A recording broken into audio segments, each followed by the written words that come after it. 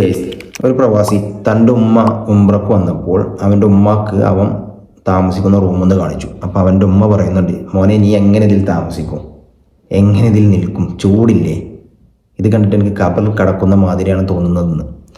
എല്ലാ പ്രവാസികളും ഇങ്ങനെയാണ്. അവർ നല്ലോണം കഷ്ടപ്പെട്ട് നിൽക്കുന്നത് കൊണ്ടാണ് നമ്മൾ നാട്ടിൽ നല്ല നല്ല വീടുകൾ, നല്ല നല്ല കാറുകൾ, നല്ല നല്ല വസ്ത്രങ്ങൾ, നല്ല നല്ല ഫുഡുകളൊക്കെ കഴിച്ച് മുന്നോട്ട് പോകുന്നത്.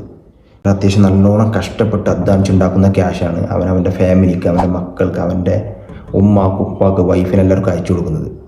നിങ്ങൾ മനസ്സിലാക്കേണ്ട ഒരു കാര്യമുണ്ട്, പ്രവാസിയുടെ കഷ്ടപ്പാട് അറിയണമെങ്കിൽ ഒരു വട്ടമെങ്കിലും നിങ്ങൾ അവിടെ പോയിട്ട് അവൻ താമസിക്കുന്ന റൂം, അവൻ്റെ ജോലി, അവൻ കഴിക്കുന്ന ഫുഡൊക്കെ ഒന്ന് ജസ്റ്റ് കണ്ടാൽ മതി.